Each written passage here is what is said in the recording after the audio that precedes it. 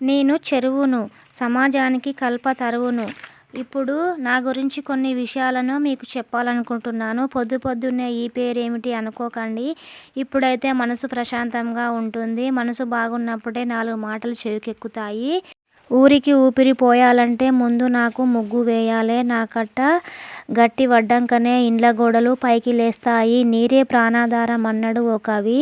అన్నింటికీ నీరు కావాల్సిందే కదా. నిలువ నీడకై తరువు, నిలువు నీటికై చెరువు ఉండవలసిందే. నీరు లేక ఊరు ఎట్లా బతుకుతది? మనుషులకే కాదు పశుపక్షాదులకు తాగునీరు, పంట పొలాలకు సాగునీరు అందించేది నేనే.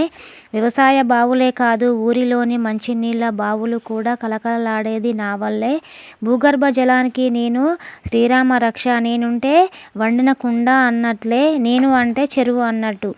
4 ముద్దలు కడుపులోకి దిగాలంటే వ్యవసాయం చేయాల్సిందే.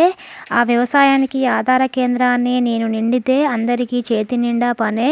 మత్స్యకారులు నా చేపలతో వ్యాపారం చేసుకోగలుగుతున్నారు. ప్రత్యక్షంగా పరోక్షంగా ఎందరో నన్ను ఆశ్రయించి హాయిగా బ్రతుకుతున్నారు. ఒక రకంగా చెప్పాలంటే నేను ఉత్పాదక ప్రేరణా శక్తిని.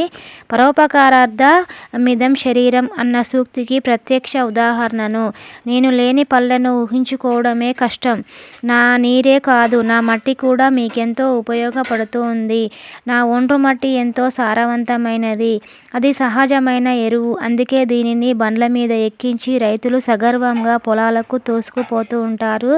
నాలోని ఔషధ గుణాలు ఆయుర్వేద వైద్యులకెరుక.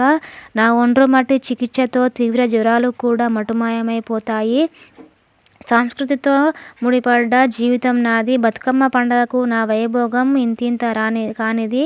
అమ్మలక్కలందరూ బతుకమ్మలతో నా దగ్గరికే వస్తారు.